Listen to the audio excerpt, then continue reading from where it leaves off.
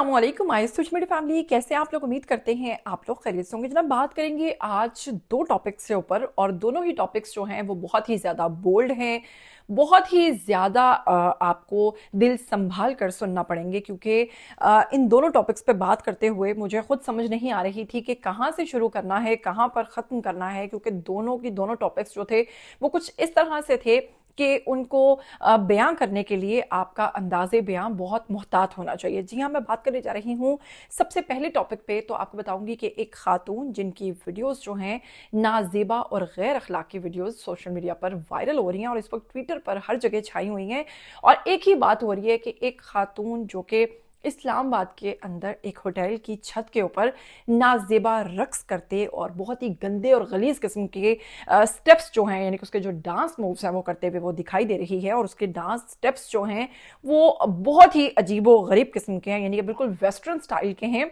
जिस पर लोग जो हैं वो बहुत ज़्यादा भड़क उठे और उन्होंने कहा कि क्योंकि उसके बैक पर मस्जिद भी नज़र आ रही है और इसके साथ पता चल रहा है कि ये इस्लामाबाद की लोकेशन है, और ऐसे में एक पाकिस्तानी खातून का इतना बोल्ड रक्स करना और इस तरह की हरकत करना और ऐसी वीडियोस को सोशल मीडिया पर पोस्ट करना, ऐसी चीज़ें पिछले काफ़ी अरसे से आपको बहुत ज़्यादा देखने को मिल रही हैं। और हकीकत की बात करें अगर, तो जितना ज़्यादा इन टॉपिक्स पर बात हो रही है, ये टॉपिक्स उतने ही ज़्यादा वायरल हो रहे हैं और उतने ही ज़्यादा ये चीज़ें आपके सामने आना शुरू हो गई हैं।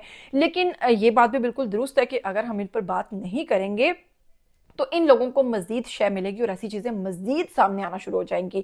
तो ऐसी चीज़ों पर बात करना इंतहाई ज़रूरी है, और ऐसी चीज़ों के ऊपर अगर हम बात करते रहेंगे तो शायद कहीं ना कहीं ये लोग थोड़ी सी शर्म खा ही जाएं।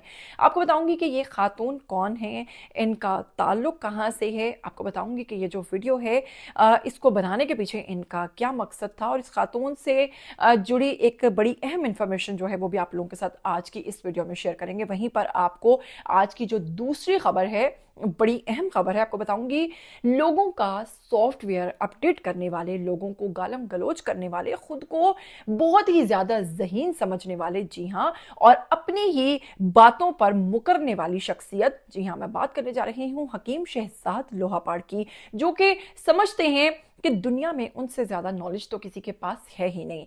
ऐसा क्या हुआ हकीम शहजाद के साथ कि उनको खामोश होना पड़ा? जी हाँ, एक लड़का जो कि उनसे उम्र में कई गुना छोटा, उनके बेटे की उम्र का है, उस शख्स ने, यानी उस 22 साल लड़के ने हकीम शहजाद के सामने बैठकर उनकी अहलिया से मुताल्लिक कुछ ऐसे इंकिशाफात किए, ना सिर्फ इंकिशाफात किए बल्कि अपने ताल्लुक और उनकी अहलिया की तस्वीर भी दिखा डाली। और उसके बाद हकीम शहजाद का क्या रिएक्शन था? इस वक्त सोशल मीडिया पर ये दोनों खबरों को लेकर लोग काफ़ी ज़्यादा गुस्से में हैं और काफ़ी ज़्यादा भड़क गए हैं। इस दोनों टॉपिक्स को मैंने आज की इस एक वीडियो में कवर करने की कोशिश की है, क्योंकि फिर आप लोग कहते हैं कि टू द पॉइंट बात करें, ज़्यादा डिटेल में ना जाएं, तो मैंने सोचा कि मैं मुख्तसरन इन दोनों टॉपिक्स को आज की इस एक वीडियो के अंदर कवर करूं। लेकिन अगर आप लोग चैनल पर नए हैं तो अब ये तो आपको करना पड़ेगा, अगर मैं आपके लिए इतना कर रही हूँ तो आपको चैनल को सब्सक्राइब करना है, बेल आइकन को प्रेस करना है, आने वाली वीडियोस के बारे में आपको पता चलता रहना चाहिए। बिना वक्त को जाया किए टिकटॉक की अगर बात करें या आप दूसरे प्लेटफॉर्म्स की बात करें तो फहाशी बहुत बढ़ती जा रही है।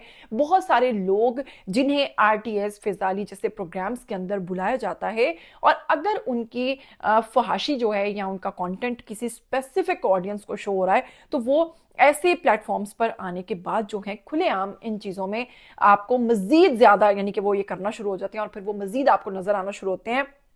और यकीन मानिए कि उनका फायदा कहीं ना कहीं होता ही होता है, लेकिन उनके फायदे के साथ साथ तबाही होती है। हमारी जो यंग जनरेशन है, हमारे जो बच्चे हैं, हमारे वो मासूम बच्चे जो आजकल तो आपको पता है हर किसी के हाथ में फोन है, तो उन तमाम लोगों का नुकसान हो रहा है। इसलिए कहीं ना कहीं इन प्रोग्राम्स की ये जिम्मेदारी बनती है कि वो अपने प्रोग्राम्स के अंदर ऐसी शख्सियात को बुलाएं जो कम अज कम आपको उनसे कुछ सीखने को मिले, या आपको जिंदगी में जो उन्होंने कुछ अच्छा सीखा है वो सिखा कर जाएं, ना कि आपको इस तरह की बातें बताएं जो कि फजूल किस्म की बातें। जैसे अभी आप लोगों ने देखा है कि पिछले दिनों ये जो रजब भट्ट का साला बुला लिया जी के ऑन शेख हैं, और पूरी की पूरी शख्सियत जो ऑन शेख की थी उनके बारे में बात ही नहीं की, और सारी की सारी बात किस पर की? रजब भट्ट और ईमान के दरमियान मसला क्या चल रहा है, यानी घरेलू मसाइल को आरटीएस प्रोग्राम के अंदर भरपूर तरीके से डिस्कस किया गया। अब आप बताएं कि क्या इसको पॉडकास्ट कहते हैं, क्या इसको प्रोग्राम कहते हैं?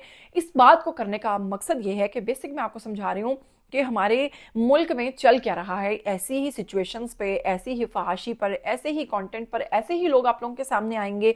और इसके साथ आपको बताऊंगी कि इस वक्त एक वीडियो जो कि किसी होटल की छत के ऊपर दिखाई दे रही है। जी हाँ, ये खातून जिसे आप साथ रक्स करते देख रहे हैं, ये वीडियो पाकिस्तानी है। ये कोई आपको कोई बाहर का मुल्क नहीं है या कोई ऐसा कंट्री नहीं है जहां पर ये चीज़ बहुत मामूली समझी जाती है। इस खातून के लिबास को ज़रा गौर से देखिए।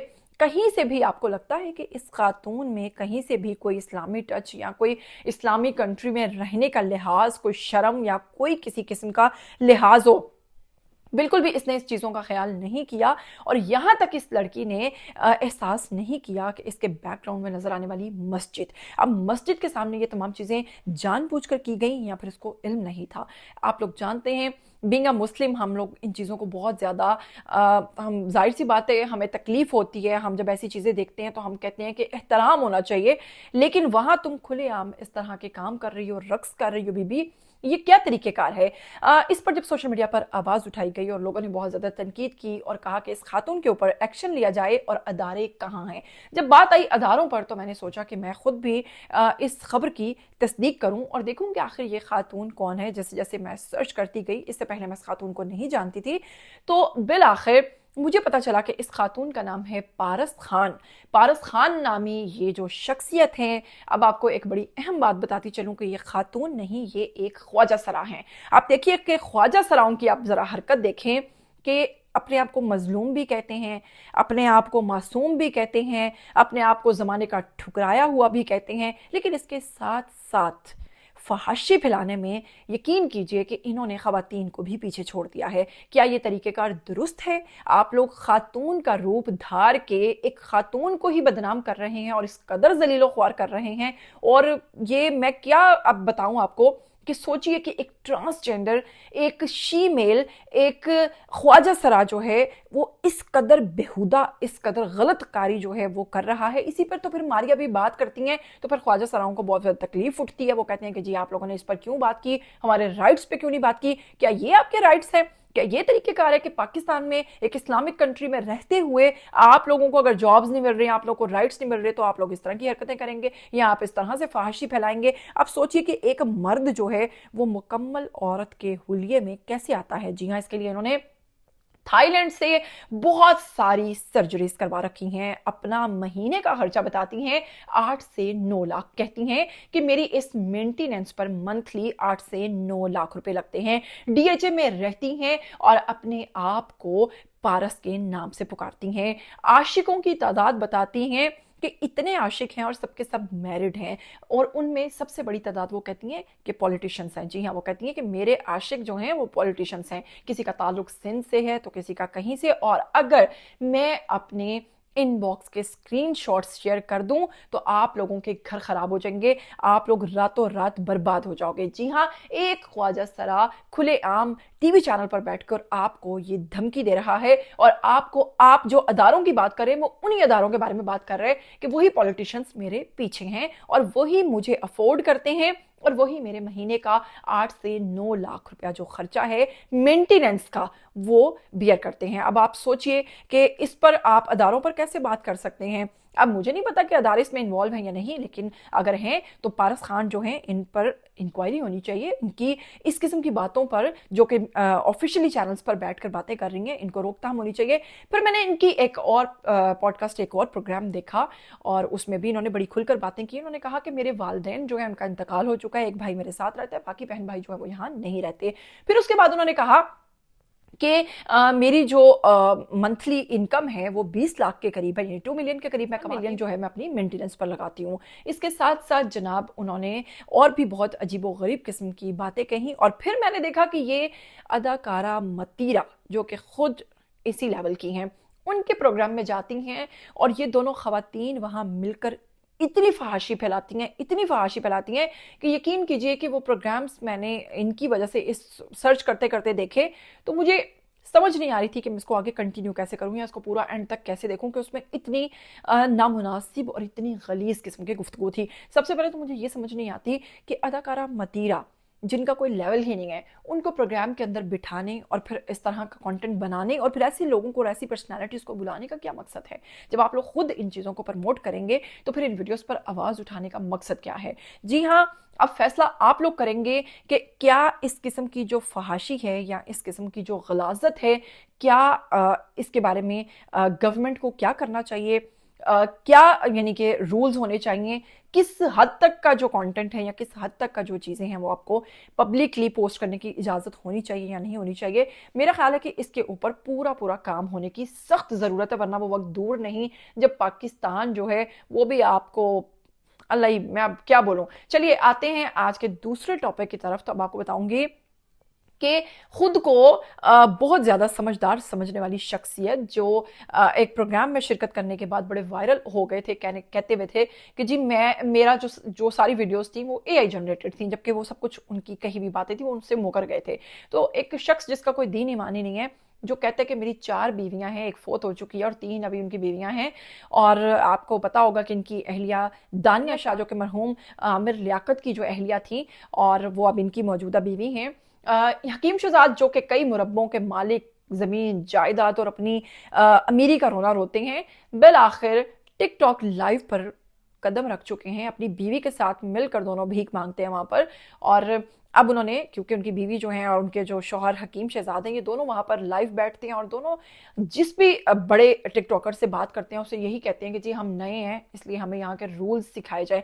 अब आप लोगों को पता है कि टिकटॉक की दुनिया जो है वो पहले ही फहाशी से, गंदगी से भरी पड़ी है। और वहां पर जो मर्द हजरात हैं, स्पेशली अगर किसी भी खातून ने टिकटॉक लाइव पर आना है, तो वो इस चीज़ के लिए मेंटली प्रिपेयर रहे कि उसे गालियां खानी हैं, उसे अपने बारे में नाजेब अल्फाज सुनने हैं और उसे अपनी ज़ात को नफ़ी करके अपने बारे में हर गंदी बात को बर्दाश्त करना होगा। क्योंकि वो कोई भी मर्द ऐसा टिकटॉक पर नहीं बैठा जो किसी भी खातून को इज्जत दे या एहतराम के साथ बात करे।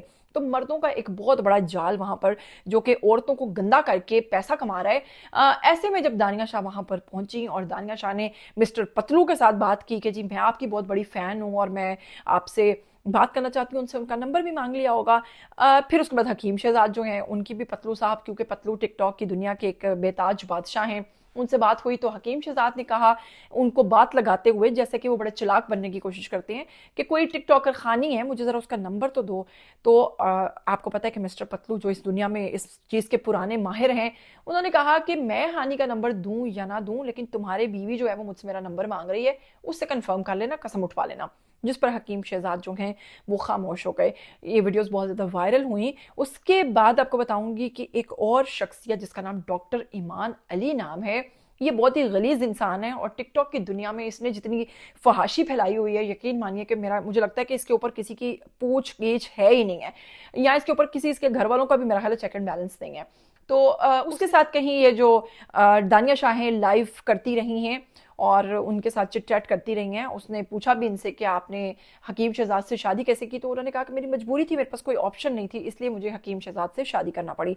बाद हकीम शहजाद के सामने इस लड़के ने, जो कि उनके बेटे की उम्र यानी 22 साल अपने आप को कहता है, डॉक्टर ईमान ने ऐसी नाजेबा गुफ्तगू की, हकीम शहजाद के सामने उनकी बीवी की तस्वीर को चूमा, कहा कि तुम्हारी बीवी मुझे तस्वीरें भेजती है अपनी, और वहां पर हाय और उनकी जो तस्वीर थी वो दिखाई कि ये देखो उसने मुझे पर्सनली ये पिक्चर सेंड की हुई है, जो कि अगर दानिया शाह ने की हुई थी तो बाकी बहुत गलत हरकत थी। और हकीम शहजाद के सामने कहा कि बहुत जल्द तुम्हें मेरे और उसके रिलेशन के बारे में पता चल जाएगा। और मैं कुछ ऐसे अल्फाज है जो कि इस्तेमाल नहीं कर, माइंड नहीं करना, मैं ऐसा वैसा नहीं हूं। ऐसा वैसा मैंने अभी स्नैप भेजी अपनी, ऐसा वैसा है भी से तो देख लेंगे आपको, देख लेना, फिर जब एक बच्चा और आ जाएगा फिर देख लेना। ये देखो अभी उन्होंने स्नैप भेजी है प्यारी सी, ठीक है हाय का मैसेज, दानिया हाय का मैसेज, ये स्नैप रीओपन, ये देखें, ये रीओपन स्नैप, ये दानिया है। भाभी हमारी तो भाभी, हम देखो गलत है। किधर की है आप, लाइव आओ ना, अभी अंकल के साथ बैठना है, अभी आई आपके हस्बैंड, आ जाओ, आपके हस्बैंड के साथ लाइव बैठे हैं, उनके साथ आपको ऐड करता हुआ। अब आप लोग खुद अंदाज़ा लगाइए, टिकटॉक्स के ऊपर खामद के सामने बीवी के बारे में, औरत का छत के ऊपर होटल की इस किस्म का रक्स, और ये जो टोटल फहाशी और ये जो टोटल सब कुछ चल रहा है पाकिस्तान के अंदर, जो करंट सिचुएशन है, इसके बारे में मैं चाहूँगी कि आप लोग अपनी राय ज़रूर दें। इस वीडियो को ज़्यादा से ज़्यादा शेयर करें। और क्या कहना चाहेंगे हकीम शहजाद के बारे में जो उनके साथ हुआ है इस वक्त, और डेफिनेटली इस बात के बाद उनकी घर पे लड़ाई हुई होगी दानिया शाह के साथ, और डेफिनेटली ये मसला जो है बढ़ेगा, क्योंकि अभी तो ये स्टार्ट हुआ है और 2-4 दिन में ही इतनी सारी कंट्रोवर्सीज और इतनी सारी बातें सामने आना शुरू हो गई हैं। आइए कमेंट सेक्शन में अपनी राय दीजिए, उसके साथ मुझे दीजिएगा इजाज़त। फिर मिलेंगे, वीडियो को शेयर करना नहीं भूलिएगा। टिल देन टेक केयर, अल्लाह हाफिज़।